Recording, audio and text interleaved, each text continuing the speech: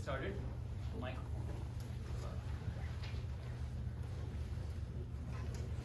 Class seems sparser than usual. I don't know what's going on. I hope the rest are arriving.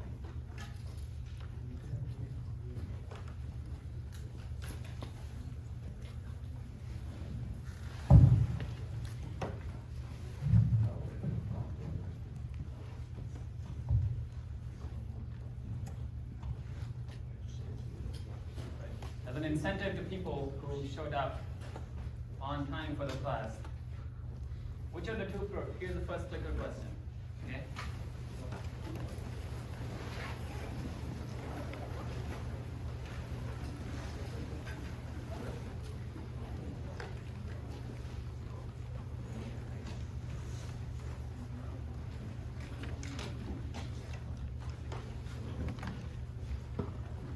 True or false?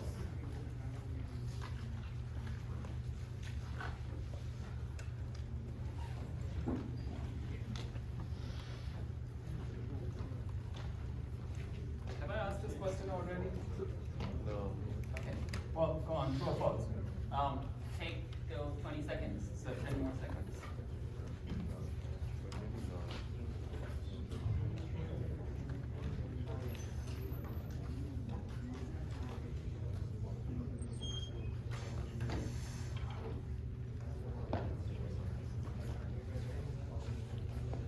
All right. TCP is more information in packet headers in order to demultiplex packets compared to UDP. Good. 91%. I like that. I like to see numbers as close to 100 as they can get. Okay. We've already seen some part of transport overview. We're in chapter 3 right now. The end of chapter 2 is when socket programming was introduced. I'll spend a little bit of time just giving you an in-class introduction to Project One, and also to emphasize you to get started on it sooner than later.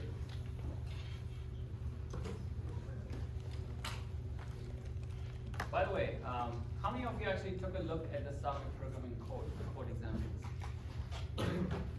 Only 1, 2, 3, I see 3 or 4, 5, 6, okay. Fewer than 10. Was announced on Tuesday's class. Here's a poster I'm looking at, which was a reminder yesterday.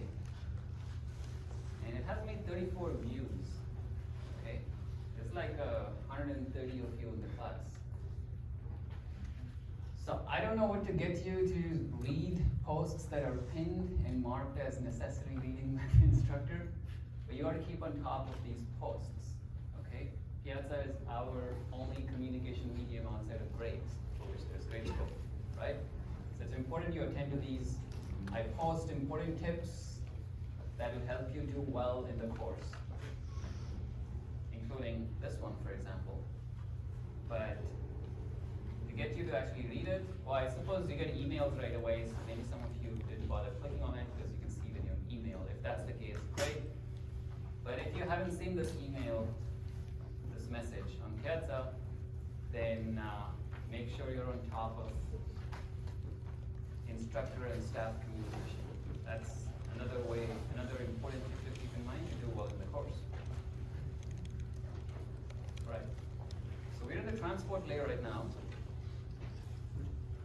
Our goal is similar to how we approached topics in chapter 1 and 2, principles and practice. We're going to learn principles in the abstract and then see in the transport layer how they're embodied in TCP and UDP. Mostly TCP because there is not that much going on in UDP. UDP is just another layer of headers in problem IP for the most part. Okay? So UDP is not actually providing you much of a functionality. TCP is, in order to provide that functionality well, TCP has a very fascinating richness of design details. We'll look at those in the abstract as well as how TCP, so possible ways of implementing some of those concepts that need to be implemented in any reliable transport protocol, and then specifically how TCP chooses to implement them, right? Why TCP? because something like 90% of all internet bytes are going over TCP, so it's an important protocol.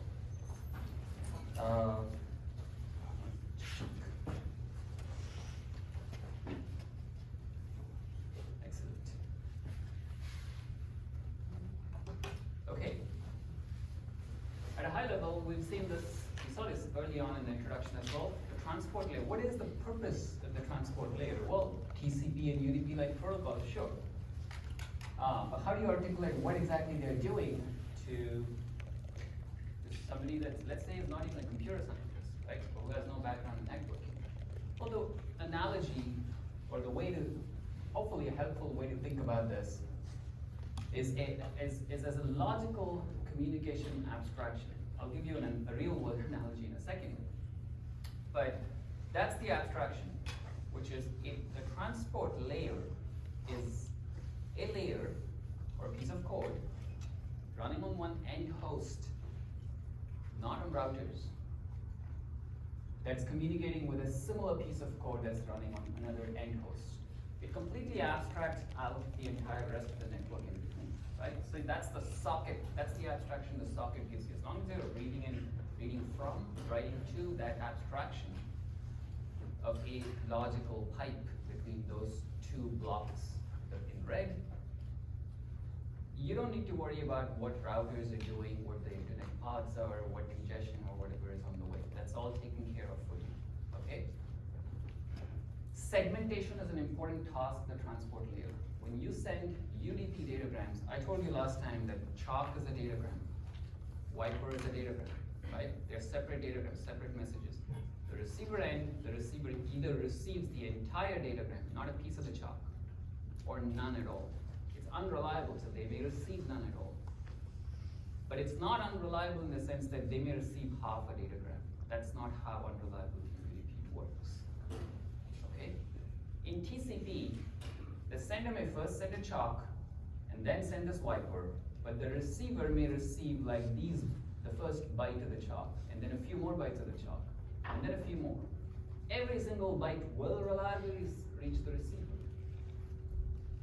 And in the exact order in which it was sent, nothing can get dropped. But there's no guarantees on when what will trickle in, on the timing of it. They will trickle in order reliably, okay? In both UDP and TCP, when the application writes something, there is segmentation. In TCP, a big file may be broken down into small segments. In UDP, the segmentation simply, it's a no-op. It's only the addition of a header. The transport layer takes whatever the app has asked it to write, encapsulates that in a UDP header and sends it out. If you try writing it too big a datagram, you'll get an error. If we can experiment with this with the code that we've seen as well. So you go to the UDP global code and send a really large datagram instead of the small sentences that we were exchanging in our global example. You will hit a limit. They try experimenting with different lengths. They'll allocate big arrays, fill them up with junk, and see what happens in a piece of code. Find out the answer to what is the point at which you get an error and what the error is. If that tells you that there is some limit to the size of a datagram in UDP. So segmentation, a segment is just a fancier name or typical name at the transport layer for a packet. A packet is just a generic name, right? Okay, in the case of TCP, there's going to be breaking down application data into smaller segments and then reassembling them on the other side. In the case of UDP, the segmentation is a no-op, it's just adding a header. Okay. All right, so these are the two transport protocols that are universally supported on internet hosts. These are not the only transport protocols. There's many, many other transport protocols. But you could say these are the two most important ones, right? And they probably account for the most significant fraction of traffic out there. So what's the real world analogy, right? UDP datagrams kind of seem similar to postal or FedEx, UPS, like messages. You send a message. Well, you can get packages can be damaged in transit and stuff, but for the most part, you get the entire package and you get nothing at all. You don't get somebody sends you 4 pages of a letter, you don't get 2 pages. So UDP is analogous to stamping the destination address, sending a data bill, sending an envelope, right? Or a postcard. It may get dropped on the way, but if it gets there, it'll get fully. And then if you send multiple such datagrams to the same recipient, you're not guaranteed that they arrive in that same order. They usually will arrive in that order, but there's no guarantee, right? So UDP is really easy to understand as sending just postcards or envelopes over mail, over snail mail. So imagine 2 households, Anne and Bill, and imagine they have a very large number of kids. In this example, 12 kids each. And these kids are very prolific communicators, letter writers to each other, okay? They keep writing letters to each other. Now, UDP is like sending these envelopes or postcards, letters independently. What is we've seen previous analogies like a caravan and stuff like that. What is the role of the transport protocol here? The role of the transport protocol, the entity that provides that logical communication abstraction. We got to think of that as Anne and Bill, okay? The USPS, UPS, FedEx like entities, they are the network layer. They are sort of outside the transport layer. But Anne and Bill, we'll pretend in this analogy, are the adults in the room that will collect all the letters from the kids, put that in the outbox in the house. And then when the postman delivers mail, they'll collect all the incoming mail and they'll responsibly give the mail to each child that's destined to that child so that privacy is maintained in child communication.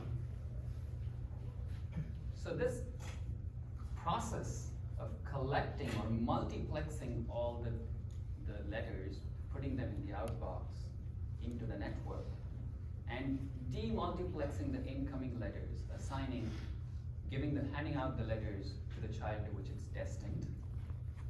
That's multiplexing and demultiplexing. This is one of the important tasks of the transport layer. When the kernel gets packets, how does it know? Is it headed to the Apache web server that's running on this machine? Is it headed to the Outlook native client that's running on this machine? Skype, Zoom, it could be tens, hundreds of processes running on the machine. Which process should I redirect this incoming packet to? That's demultiplexing. So that's one of the tasks, right? And of course, the analogy says it becomes weaker and weaker. You could suppose a child, one of the 12 kids, decides to become particularly prolific and starts writing reams and reams and reams of creative thoughts in their letter. Then Anne and Bill have to, it's hard to, there's a limit of mail, let's pretend. They have to, well, there is actually a limit how much you can put it in an envelope, right, before it becomes a parcel. So and if they are forced to use only envelope services, things that can fit in an envelope, then they're forced to segment these long letters. So that's how you think about it. The moment you start segmenting and reassembling and ensuring order, Anne and Bill need to do much more work per child. If it was just taking each letter independently and putting it out there, there's not much work. That's why TCP has much more work than UDP. That's why in UDP, we had one socket on the sender side, one socket on the receiver side, which was UDP, whereas the abstraction, so the sender or the server, the abstraction that I told you to keep in mind for TCP was this.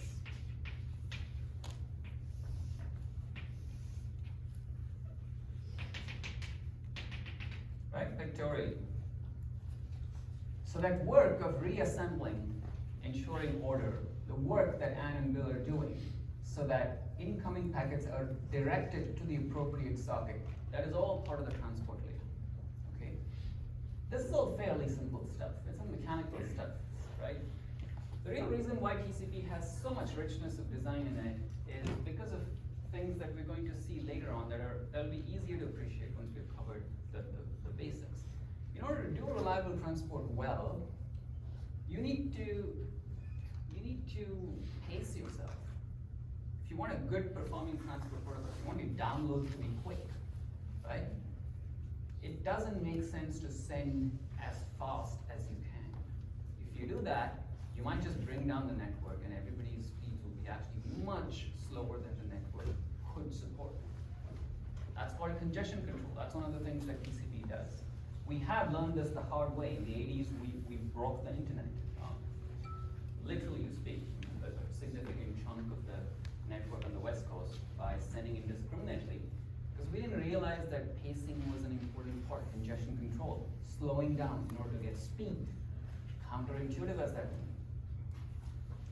may be. Okay, so we'll learn that towards the end of this chapter. We'll spend quite a bit. We'll spend at least 6 lectures or so on the transport layer, mostly TCP, because there's a lot of work we need to do to get this to work well. Okay, this is also the transport protocol. Well, right, TCP that as I said carries a very significant fraction of internet traffic.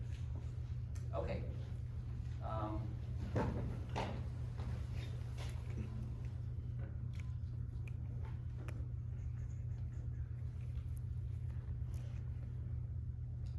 Let's skip over some of these animations and go to multiplexing and demultiplexing.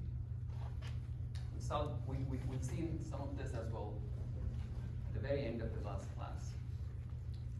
How exactly does it work in TCP and UDP? When an incoming packet arrives on this machine,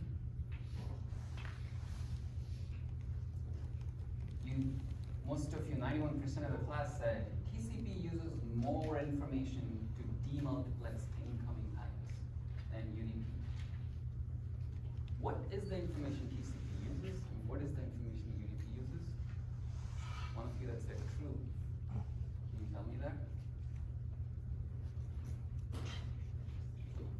Yeah? I think you said TCP uses like a for tuple to like come over to the individual sockets, so it uses like the sender IP address and then port. Good. UDP? That doesn't have. What does it use? Oh, that doesn't. I'm sorry, I interrupted. Finish your sentence. Well, I don't think it looks at the sender's IP or port number. Correct. So we'll call this a two-tuple. We'll specifically call this a destination two-tuple, which is just destination IP and port. A four-tuple is IP and port for both sender and destination, right? So one uses more information than the other. Why does one use more information? Here's a demultiplexing problem. Sorry, I thought I had skipped over this.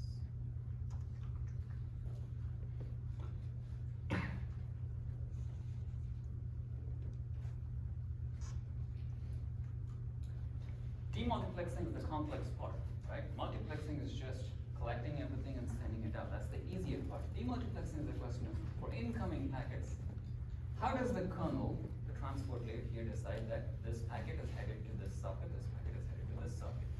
The answer to that depends on whether it's a TCP socket, whether it's a TCP packet or a UDP packet. How does it know that it's TCP packet or UDP packet? Well, you have headers. That's what the transport layer header says. One of the pieces of information. It has what TCP's header structure looks very different from UDP's header structure. Technically, whether it's a TCP packet or a UDP packet, is that information is contained in the IP layer header, in the lower level network layer header.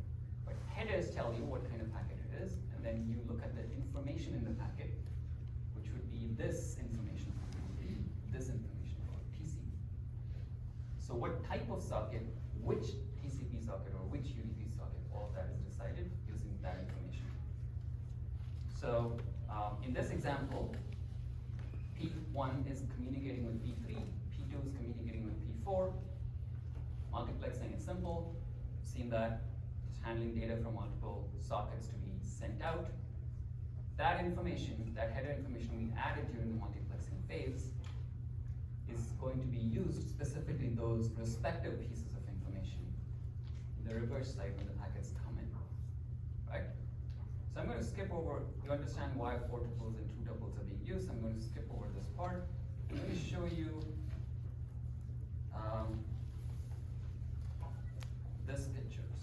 example of a picture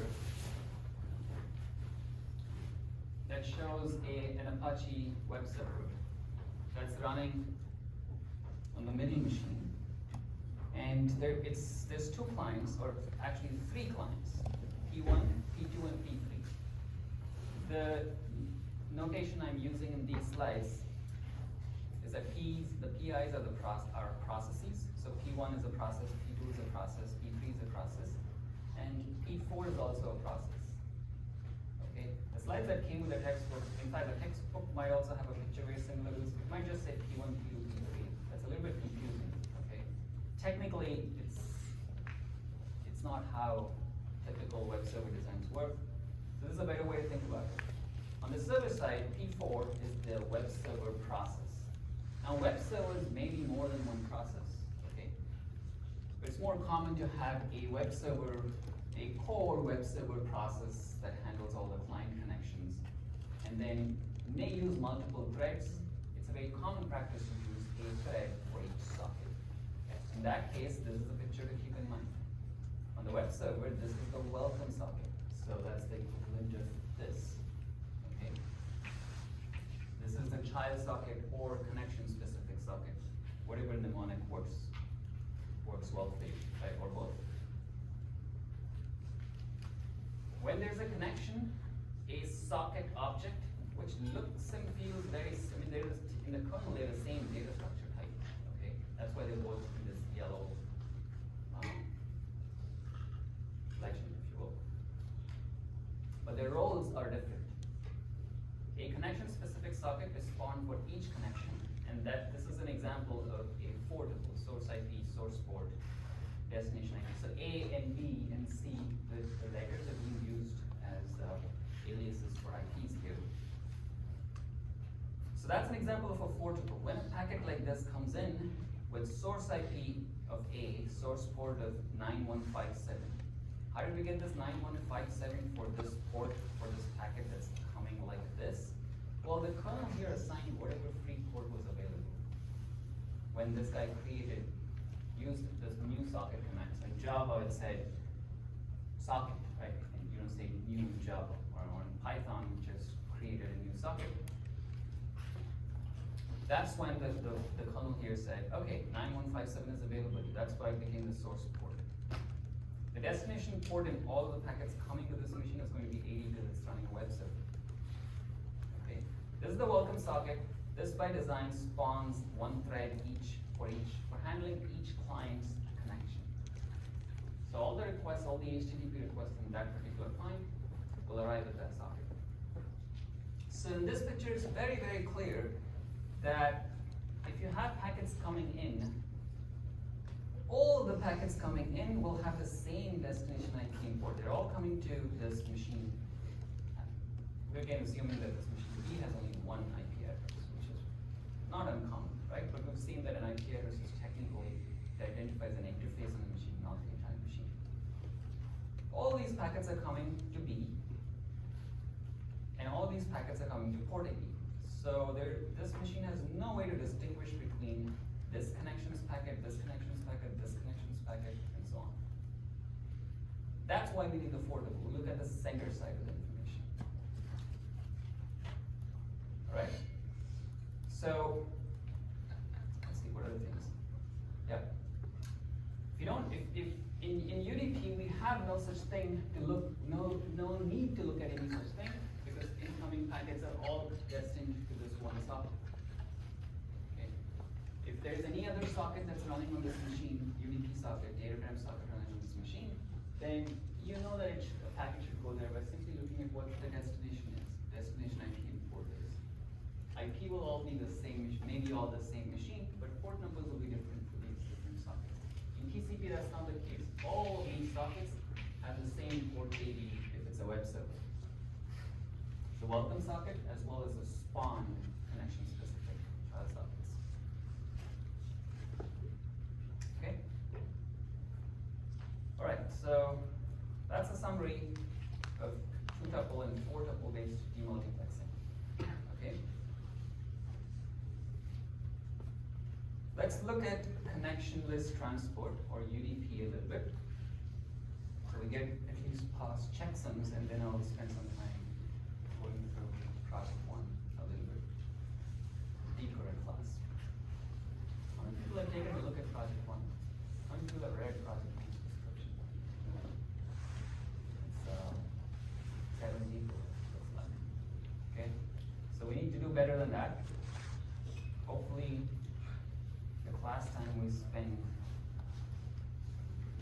will get you some combination of motivated, driven, and also anxious to get started sooner than later. Okay. Alright, so UDP is a simpler of the two protocols. You can think of UDP as a no-frills, bare-bones, minimalistic addition on top of IP. UDP is not doing very much except stamping the destination IP, port number, putting the source IP. There's of course a source IP in the IP header of every packet, and a source port in the transport or UDP header of every packet. But UDP is not nothing at all. It does have some functions. It is connectionless. That's sort of an absence of a function or a complexity. You might ask, why is there a UDP at all if TCP has all of these additional functions? It's reliable, in order, and so on. You've seen the answer to this multiple times in class.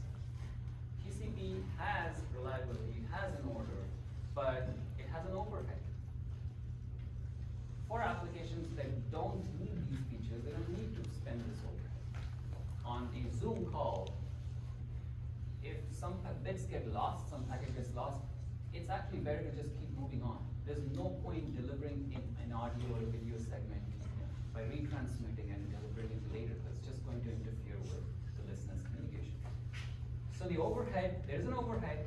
It's not useful at all for that application. And so we would use UDP in those situations, right?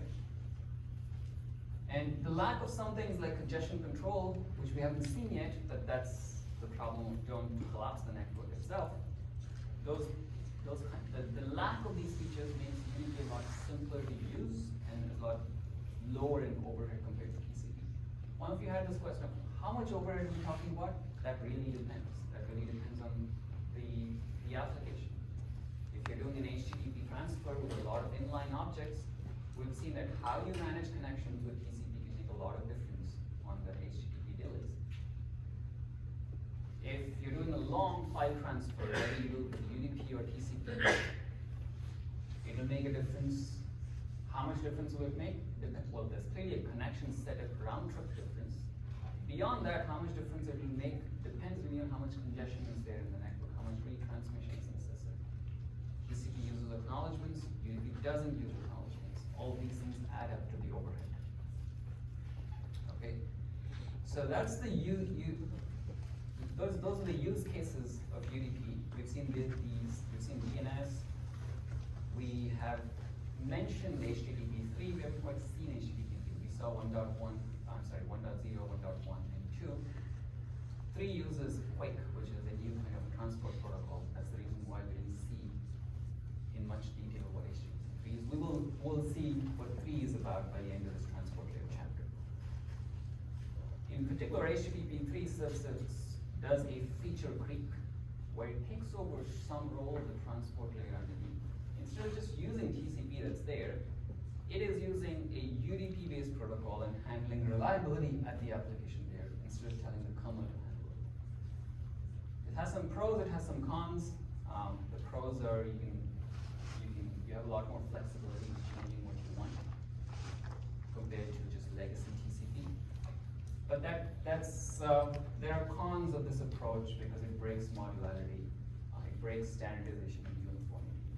TCP is something supported universally. UDP-based reliable transport protocols where reliability is at the application layer, like in HTTP3, may or may not be universally compatible, right? That's the RFC for UDP. RFCs are these requests for common documents, right? They are the foremost they're the best specifications we have of internet protocols. IETF people work on keeping these specs updated. It's a little hard to see at the bottom, but that's a complete UDP packet. Very simple. It really has 4 header fields. It's a complete header, it's not a void header or anything. It's a real RFC. Just has 4 pieces of information. Source IP, source port, a length field, and a checksum field, followed by payload, the actual body of the datagram of the message. Notice that it doesn't have any IPs. It doesn't have either a source IP or destination IP. What does it mean to say, we look at the destination 2 tuple, that is destination IP and destination port in order to do demultiplexing of UDP packets. There's no destination IP in the UDP header. Well, because the demultiplexing is not being done at the transport layer. It is being done just below the transport layer. So really at the network layer. The piece of code at the network layer is deciding which transport layer piece of code to send this packet to. And so it is looking at the information, this information as part of the network layer, the IP header. This is part of the UDP header. Okay, this is not a part of the UDP header. Source IP is also not part of the UDP header. Okay, so that's your UDP header. All these are fairly straightforward. Checksum is the one thing that is not maybe self-explanatory. We briefly touched upon this as part of class questions before, but let's look at exactly how checksums are being implemented in UDP. What are checksums for? Checksums, what are checksums for? What's the answer? To check if packet's not corrupted. Yeah, very good. That's a good answer. To check for corruption. So it's detection of corruption. It is not going to correct your packet for you. There are techniques, checksumming or checksumming-like techniques, that may be able to correct some bit errors in packets. If you add enough redundancy, you may be able to recover a corrupted packet. But checksums do not do error correction. They will only do error detection. Okay? All the checksums we see in this course will be only doing error detection. So how does this error detection work? Let's say this is my datagram. Okay, so bunch of bytes. I sent this datagram to what's your name? Yeah. Carlos. Carlos, yeah, of course. I send this datagram to Carlos, and Carlos has the job to determine whether this datagram was corrupted en route or it wasn't.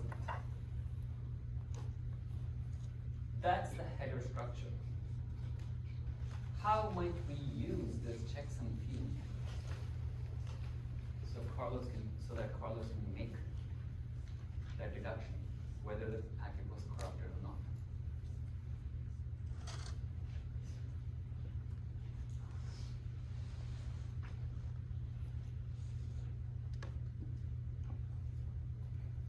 Yeah. Don't you like take a hash of the payload data and compare it to the checksum and make sure they're the same? Yeah, that's one way you could do it, right? Well, do you restrict yourself to just the payload? Do you also include header information?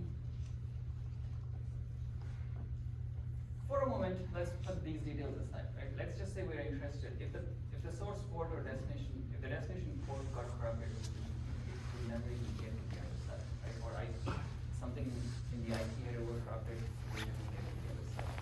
If length got corrupted, then, and that's the only thing that got corrupted, and we can see that our data doesn't match, the payload doesn't match the length header. For now, checksums are implemented in slightly different ways at different layers. For now, let's assume that we're only interested in protecting the payload. Okay? Let's assume that headers are not even corrupted. Then we would compute a hash, which could really be any hash function of the payload, and insert this value of the insert the value in the computed hash key.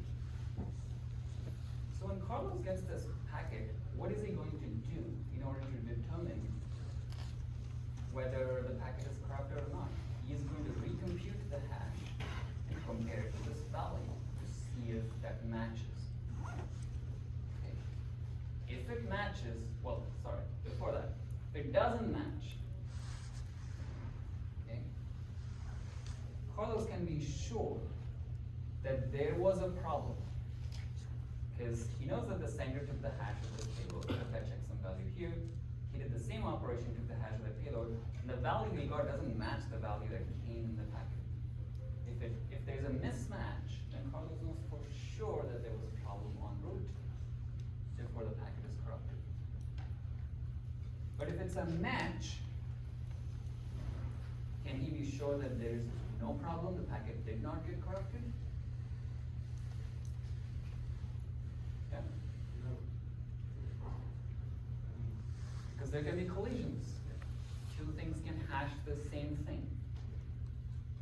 What if we use one-way hash functions, cryptographic one-way hash functions like we saw in BitTorrent, right? The self-certifying chunks. Well, even then, you're not guaranteed collision resistance. It is one-way hash functions, or cryptographically secure one-way hash functions that are considered near impossible or very computationally very intractable to revert. You can go this way or you can go this way. They'll make collisions very rare, but they're not guaranteed to have no collisions.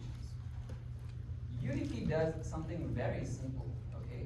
UDP does something as simple as the most intuitive thing you can come up with. You want to transmit 5 and 6, okay? Yes, these are two numbers. These are literally just 2 bytes that you're sending. 2-byte packet, 5 and 6. You compute the checksum as 11.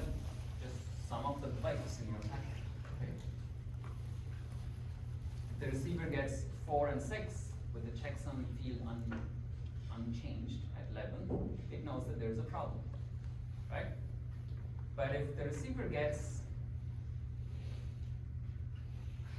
4 and 7 and 11, where the 5 got changed to a 4 and the 6 got changed to a 7, then the receiver is going to find the checksum to be matching, even though the packet has more than one corrupted bit. So if you just sum of the bits, if there's exactly one bit that gets corrupted, it will be detected on the receiver side. Okay? But there can be various combinations of even numbers of bits that can get corrupted that may not be detected on the receiver side. Okay? So we live in a world where this is okay, where if the packet's found to be corrupted at the receiver, it's certainly corrupted and can be safely dropped. So use this packet, because we don't know how to correct it. If the packet is found to be not corrupted, like this, it may still be corrupted, but we send it to the application anyway. And at the end of the day, it's the application's job to recover from those errors. So for example, if you're sending a credit card number, you don't want the bits to be corrupted. TCP uses a very similar checksum to UDP, okay? And it's very essentially summing up bits like this. Just instead of summing up bytes, we are summing up 2-byte words. That's literally UDP's checksumming process. It's possible that 2 bits get corrupted and they get flipped in such a way that the checksum still matches on the receiver side. So this credit card number that was sent with a supposedly reliable protocol in the case of TCP, in the case of UDP, it's not meant to be a reliable transport protocol, but we still expect all of a message or none of a message to get to the other side. That showed up to the other side as a different credit card number. What's the resolution? Well, the application will resolve it. They'll try to run it, something will fail, there'll be an exception, there should be an exception handling process on the receiver side. You say, well, there's a problem with your credit card, right? At the end of the day, the human being, there's always human being around all these applications. The highest level application is a human being, or people. So at the end of the day, at the highest level, if errors propagate, then phone calls and people talking is how we solve problems. As long as we make the likelihood of it small enough, that's good enough. It works. Okay? Yeah. Does data corruption have like spatial localities that like something like let's say 20 bits in one packet and like one either one of them is corrupted? Is it likely that the nearby bits are corrupted as opposed to like some other random spot? Yeah, so very good question. your name is Anand? Yep. Yeah, oh, good, I remember some names. Anand's question is there a pattern, a typicality of pattern to errors? Is it just bits randomly get corrupted, or will they get corrupted first, for example, right? And the answer to that is I'd say more often the latter. In bursts, bits do get corrupted in bursts, but this depends on the medium as well. So on a wireless medium, it uses slightly different checksums that are more efficient for burst errors. So on Wi-Fi, for example, burst error, well, at the link layer in general, burst errors are very common. If it's past the link layer checksums, at the transport layer, essentially these bits, the likelihood of corruption is random bits. So we assume that bits will be randomly corrupted in the transport layer. At the very lowest level, at the physical layer, but which we're not going to really see in this course, there's both cognizance of the fact that errors may happen in bursts, and there's also a correction ability at that layer. That's the lowest layer. But at the transport and even network layer, so TCP layer, IP layer, essentially we are assuming, and it's not an unreasonable assumption, that bit errors are random, because the burst errors have been detected and eliminated in the lower layers. Okay, so here's the exact checksum process. Like I said, it's the first thing to think about, right? It's not some fancy cryptographic hash, it's simply a sum. However, it's different from the simple sum of bytes we saw, the example, in that we're summing up 2-byte words, so 16-bit words in a packet, and it's a ones complement sum. So there's a little bit more than just addition of those 2-byte words in the packet we're doing. So that's a sum of those two. Okay, this is just binary arithmetic. So 1 plus 0 is 1, 0 plus 1 is 1, 1 plus 1 is 1, 0. Okay, 2 is 1, 0 in binary. And we need to produce an answer that's also 2 bytes or 16 bits long. So we added these two numbers and we got a 17-bit number. What do we do with the carry in this case? That's what the ones complement sum means. What it means is two things. One, we wrap around. So we take this carry over and add this carry over here. So we get 1 plus 1 is 1, 0. So we get 0, and then there's a 1 that goes here. 1 plus 1 is 0. Or 1, 0 is 0. This is the 1 that goes here. And here it is a 1, and now it doubles. We're just doing binary arithmetic by carrying this over here. And we got that sum. Okay? The checksum is the complement of that. That's the ones complement. So you add all the 2-bit words to get a 2-bit answer by stuffing the carry back in, and then complement. Why do you complement it? Why not just send this? Why are you complementing and sending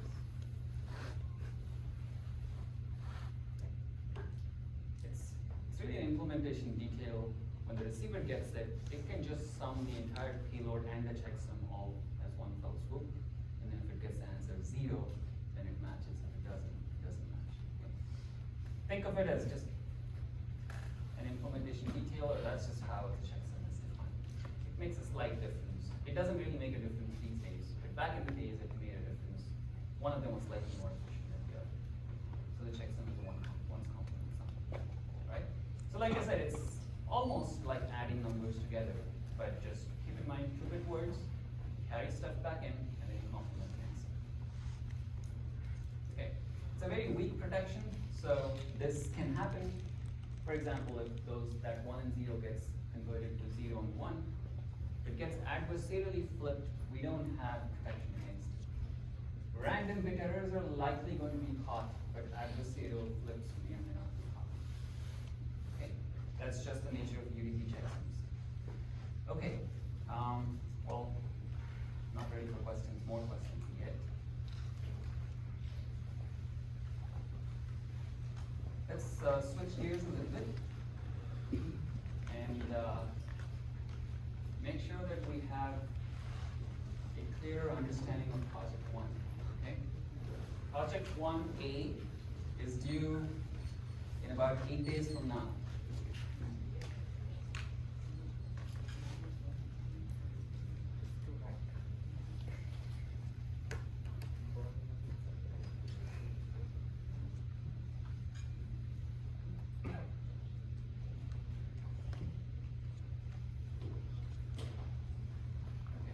You don't need to be able to read it right now, right? Project 1 is divided into 2 parts. I saw only like 10 hands or so raised when I asked how many of you read through the description. First thing you need to do today, after class, is to make sure you read this project description. And if you haven't tried the Hello World socket programming examples, try them today, okay? If you don't try those Hello World socket programming examples that I showed you in class that I'm going to do from here as well, what is likely to happen is you'll have just low-level tech support-like issues, okay? Questions like, oh, okay, I tried this Java program and I get this error saying class path not found. This has nothing to do with networking, okay? Just as the feature of the Java language. Or like, I tried running this code, this Python Hello World code, and I'm getting this, this trace error. Well, most of these issues have nothing to do with networking. Okay, but you will run into those, and unfortunately, what I find is that there's like 10 to 20% of the class who are not very handsy, who cannot sort of figure out, look up Stack Overflow, or like figure out what it's saying, and then resolve the problem. It can be sometimes frustrating, even for me, right? So there's no shame in being in that situation. But the thing is, you're exactly the people who need to start early. Okay? There's a small percentage, not get them to start early, and then you'll lose a lot of precious time, like if you start a day or two before the deadline. So you're trying to resolve these low-level problems that have nothing to do with networking. And we're happy to help you with these questions, but we have a limited staff. The class is a huge class. You will lose precious time and much more frustrating. It'll be much more enjoyable if you have the basic Hello World examples out of the way. You understand how to run them, you understand how they work by simply following the process described in the tips section at the bottom, right? Okay. But before that, what's the project itself about? You're implementing a toy browser, a downloader. You implement a client-server downloader, a peer-to-peer downloader. The client-server downloader is very similar to an extremely simple toy browser. All it does is sends one GET request, like the GET request in HTTP, for a file, gets the file, gets all the bytes of the file correctly, stores the file in the local file. There's an autograder on Grayscope that'll determine whether you downloaded the bytes, correct? Your client needs to programmatically speak this protocol. This is very simple. As it says here, well, probably not here, but in the Piazza post I said, part A is simple, but it's conceptually simple. You're still familiarizing yourself with writing your first socket program yourself. So you might again run into like low-level implementation issues. I said it's at most tens of lines of code. That's true. My solution is it's actually less than 10 lines of code, or at most strictly 10 lines of code or less. Okay? You don't actually need to write a lot of code for part A. That doesn't mean that you can do it necessarily in an hour. Okay? If you're experienced with this, you can. It doesn't actually take that much time. But to get to that level, you need to play with these Hello World socket examples. What's the protocol? It's a very simple protocol. You just need to be able to send a request like this in this format. Get, name the file, and then a new line. HTTP was very similar to this. It's not exactly HTTP. If it were exactly HTTP, you could just use a browser to get the file. Okay? Which should not be an acceptable way of doing the assignment, but that's not possible anymore. You need to write the code to actually send this command over TCP and get the bytes of the file. So that's the request protocol. What's the response? or request format. What's the response format? This also looks kind of similar to HTTP. It'll start with some number of header lines. As it says here, when the header finishes and when the body starts is determined by two consecutive new line characters. There's a new line here implicitly. Every line is a line, a new line from an edit string. And there's a new line here, an empty line. So the appearance of two /n characters is what determines the boundary between header and body. You'll have an error message. This may snap at you angrily instead of saying 200 OK. If you don't format this message correctly, or if you just specify the wrong file name, we don't know whether your file name is the wrong file name or whether you didn't format the name correctly. We're just going to expect this and try to parse a command.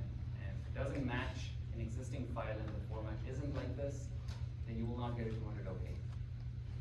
The second field, body byte offset in file 0. What does this mean? It is saying what is the number of this byte in the file.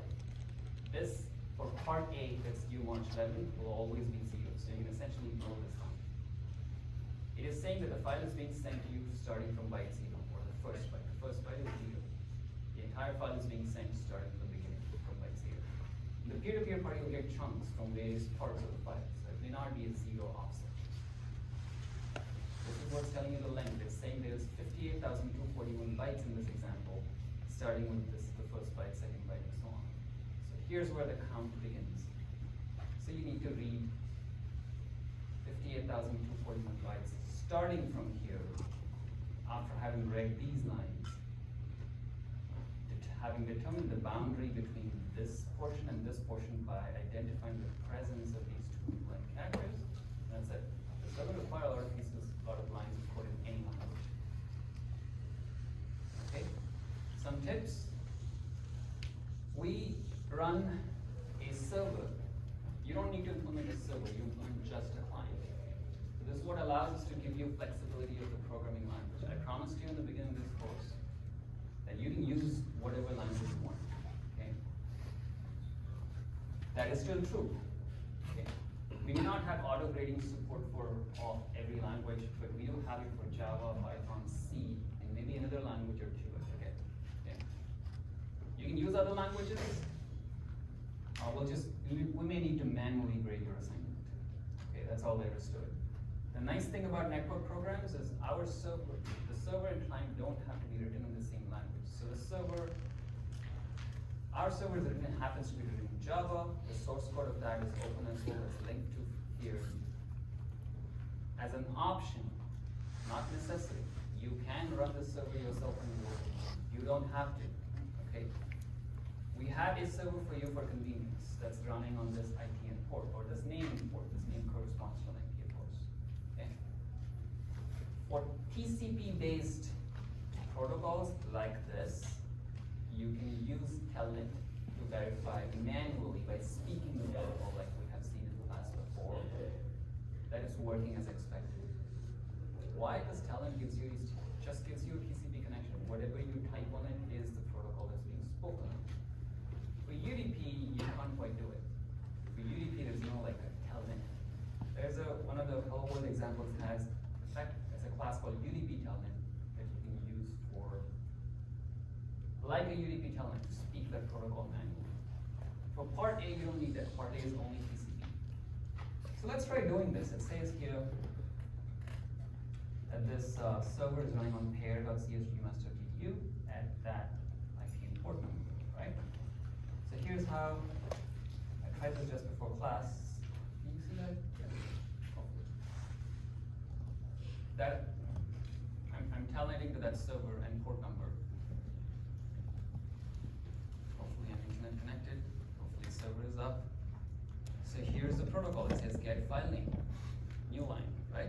And it says also here there are at least two file names that are provided to you for testing, test.jpg and redsox.jpg. We may test your program with other files, right? These are provided to you. Don't hardcode any names, any port numbers, names, IPs, file names, nothing. Don't hardcode anything. This is all specified in the submission instructions. Everything will be taken to the command line argument. So this is how you can manually speak the protocol. This is not the assignment. You need to write code to do this. Okay? This is not a like lab where you just follow instructions and then you just comment on what you found. You need to actually write code here to do something. So if I hit enter, it's spewing the test.jpg file at me, right? And we can verify, it's a binary file, it's an image file. What do you expect? It's not really readable, okay? However, we do expect the header to be in the format that the assignment tells us to expect.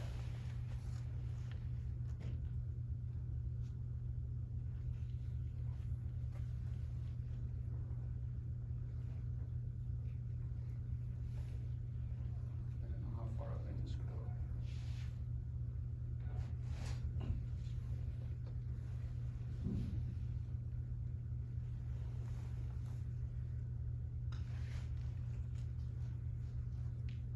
All right. It's pretty long when I did it.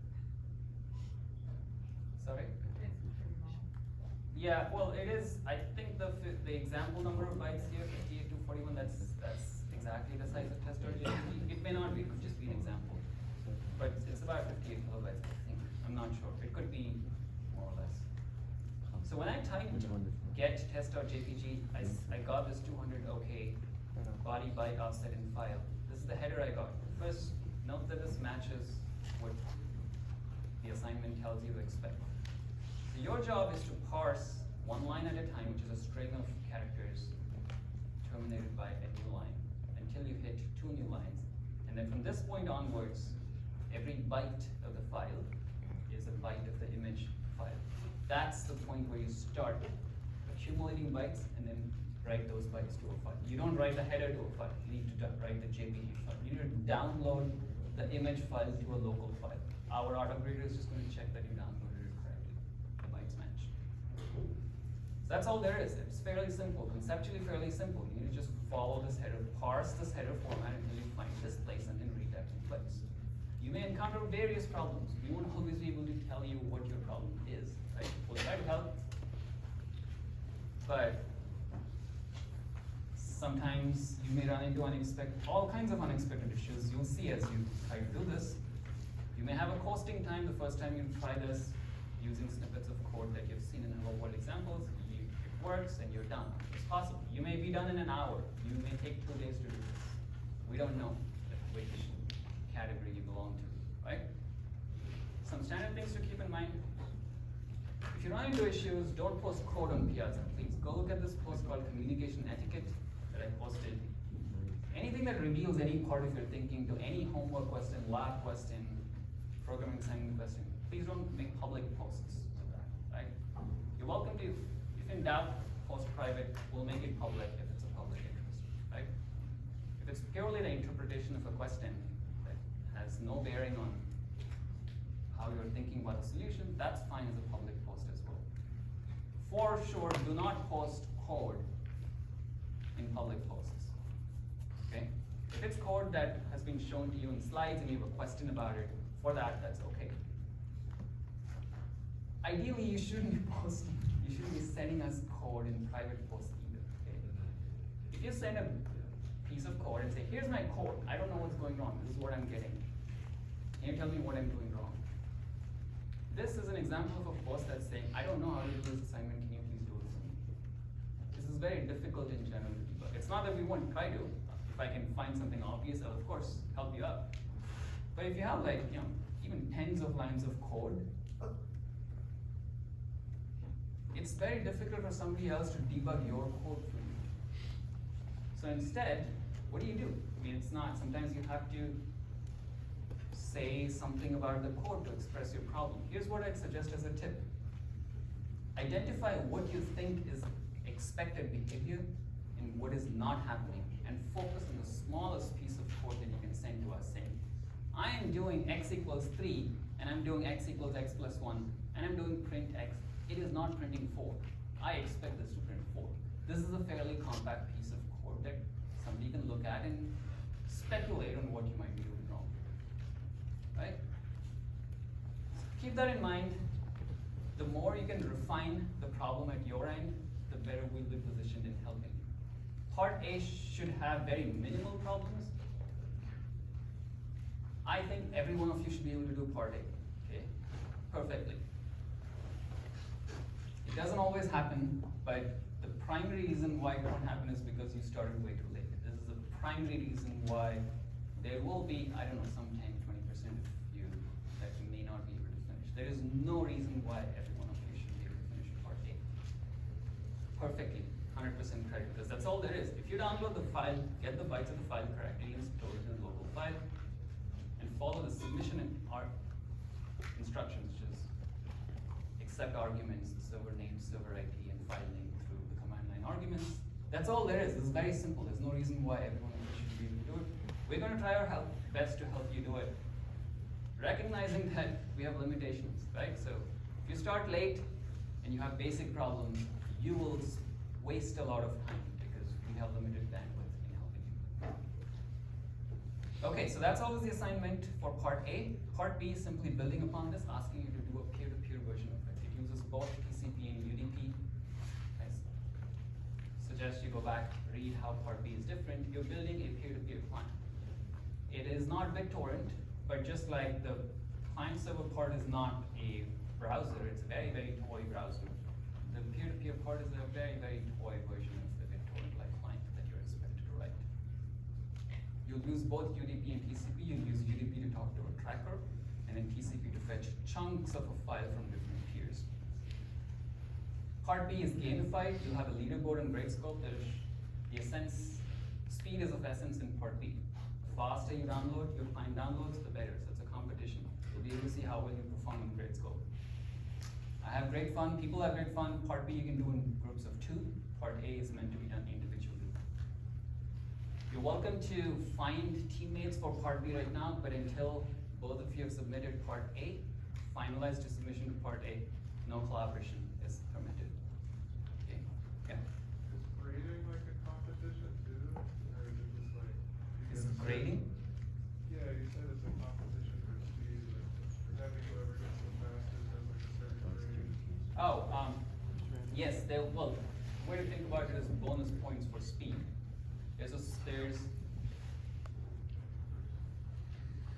There's a fraction of points that depends on speed, yes, right? Most of the points are for just speaking the protocol correctly. So we'll check that you're actually using the UDP protocol to get other peers' IDs from the tracker, that you're sending the right chunk command to fetch one chunk. And of course, you're assembling all the chunks, putting the file together at the end. And then there's a small component for speed where depending on your speed, you'll get more points. But it's probably 20% or so of part B's credit, which is the bulk of the credit, which is 75% of the credit of the project. So it's a small fraction, okay? And it's not a 0-1 thing, it'll be sort of continuous. The faster you are, the more points you get. It creates a gamification. There's not that much strategies to go around, but I always find some students who come with some really creative strategies that even I haven't thought about before. So there's some room for strategies. It's a lot funner if it's gamified, which is the reason it's gamified. I have a lot of fun. Like it's like watching, you know, a match, like a sport with popcorn. Day of the deadline, because you guys are all competing against each other, right? I don't want to make it all about the competition, so that's why the credit for speed is not. It's a fraction of the credit. It's a relatively modest fraction of the credit. It's a lot funner if you're doing it in. It's both funner and less frustrating. If you're doing it in teams of 2, that's why we're allowing teams. You basically learn the minimum I expect to be able to write a Hello World socket program in part A. After that, part B is basically making you use it to learn more about how to write a network program. By making it in teams, you're likely to resolve most of the basic issues between yourselves. We have less grading to do, we have less sort of tech support to do, and it's likely a more fun experience to be able to have a collaborator and support again. GC, right? Does that mean there would be at least one person who gets no credit for the speed part? No.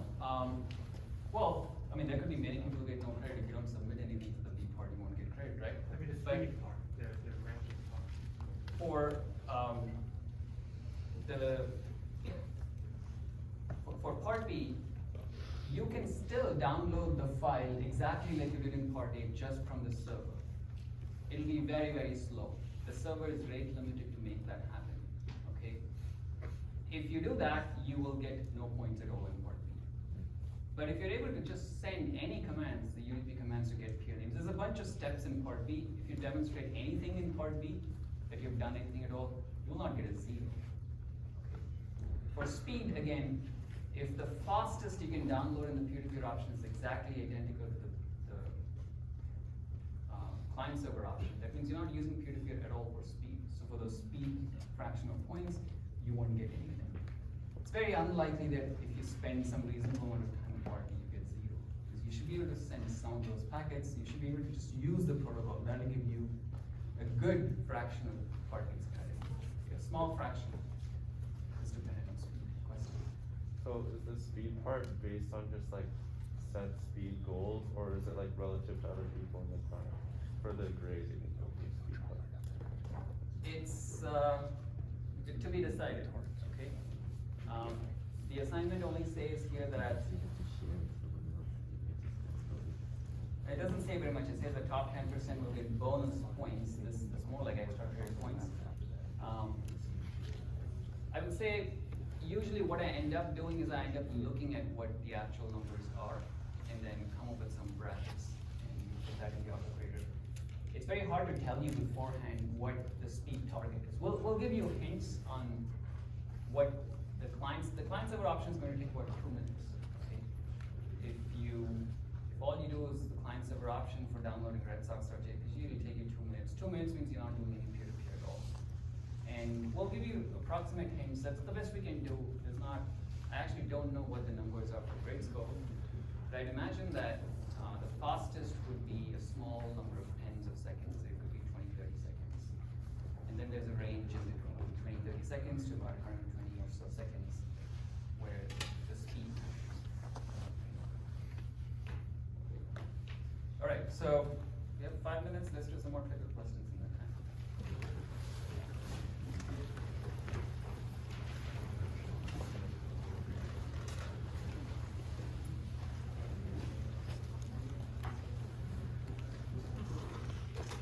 All right, smaller class today, so I'll wait for 70 and then we will come up.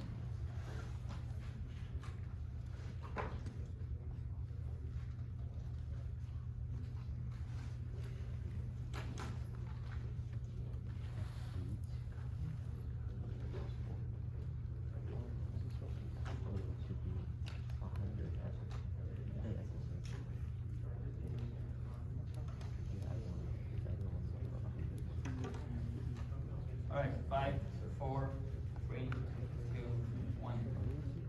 So the question says, suppose we use UDP, okay, not TCP. With UDP, that's the picture you keep in mind. On the server side, there's one socket. On each client, there's one socket. So D is not the right answer. This is the picture for UDP. It says UDP.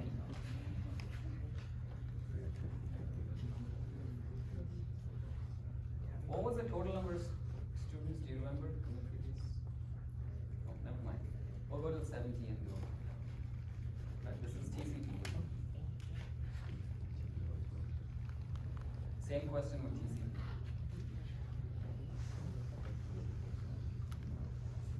Ah, 70 are done already. 5, 4, 3, 2, 1. Oh, NDI. That's the diagram. With 2 clients, there's 3 sockets on the server side. With 100 clients, there will be 101 sockets on the server side, 1 on each of the client sides. So E is the right answer, 1 on 1, 1. Okay? So the mode answer is wrong here. Which means you don't understand how this is working yet. If you're done the socket programming code examples, this would be a piece of cake. Because it's very obvious in the code how you're working with the sockets.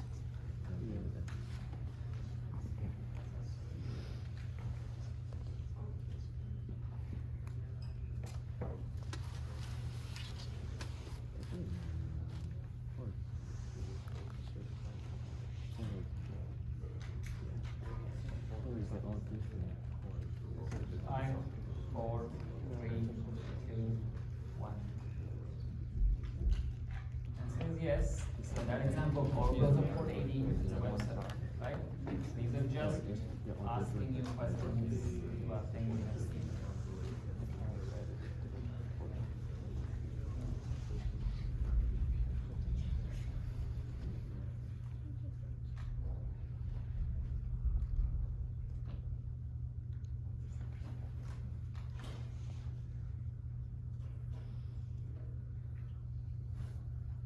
Take your time, there's some reading to do here.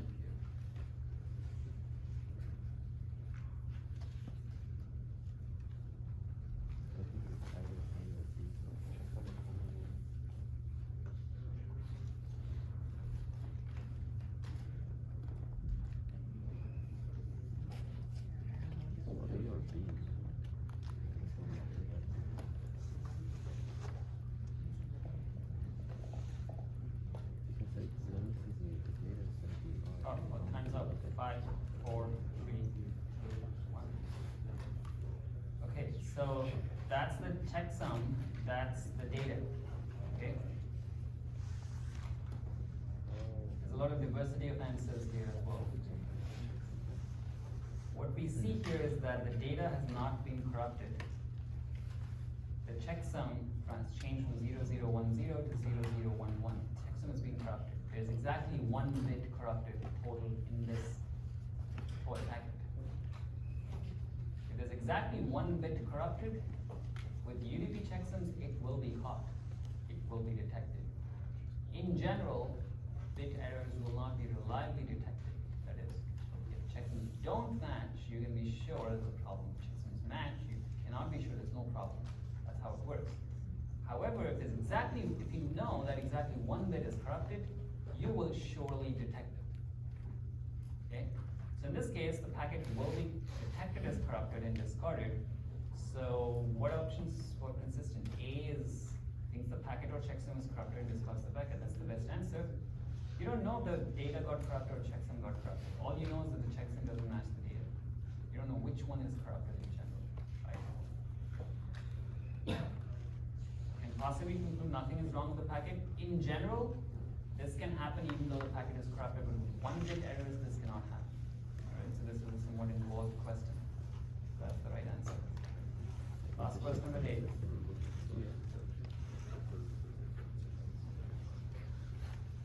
If you looked at the code, you will know the answer.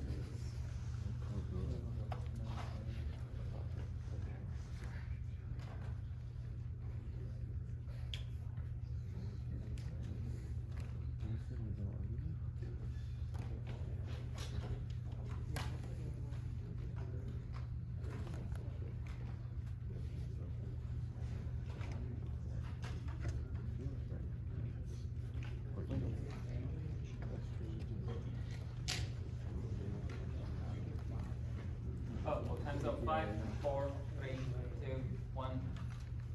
So this is language agnostic. It does the answer to this question doesn't really depend on the language. Okay? It's basically asking these types of socket API commands. Which of these, which of the following is not part of UDP, right? Lots of diversity here. Okay, I don't like to see these rainbow colored diversity. These answers. Listen, send and receive. Some variant of send and receive in all languages for both sockets. That's the purpose of sockets. Listen and bind are there in UDP as well. Connect is not there in UDP. Connection-oriented protocol characters. No, it's not the only call that's there in TCP and not in UDP. An example. There's others, so there's more than this. Find out what it is.